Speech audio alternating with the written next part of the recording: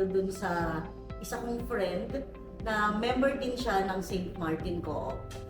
So, naengganyo ako na magpa-member dito dahil nung pumunta yung isa sa mga staff ng St. Martin sa meat shop ko, kasi may meat shop ako, in-explain niya lahat. So, marami akong tanong, marami akong gustong alamin. So, nasagot naman lahat ni Franny or ng staff ng St. Martin Luzon branch.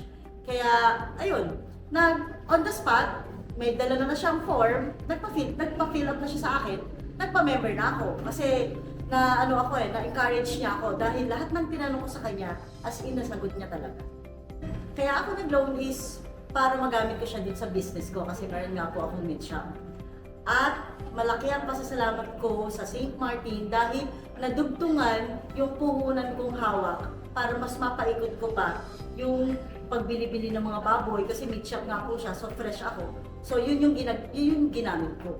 Actually, nakapag-loan ako kaagad dito sa St. Martin.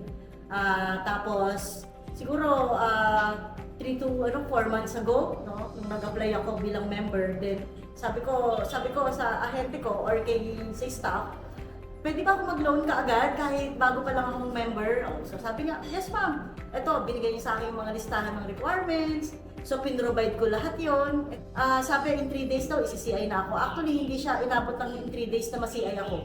2 days lang, kinabukasan, sini-I na ako kaagad. So, tinanggap na dito sa office. And then, nung pagkatanggap dito sa office, may tumawag na sa akin, may nagtanong na sa akin, mayroon nang nag-verify ng mga ano ko. And then, after nun, diretso na. In 5 days, release ang pera ko. And I'm very, very, very thankful dahil yung mga staff, yung head nila sa St. Martin, sobrang maganda yung makitungo sa aming mga member.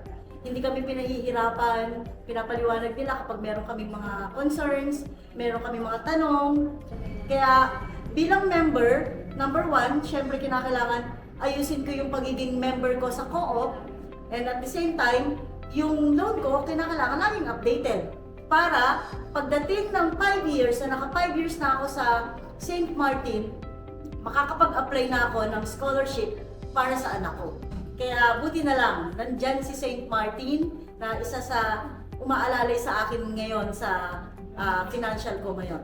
Yun lang po, maraming salamat at hindi po ako lilipat or aalis sa St. Martin.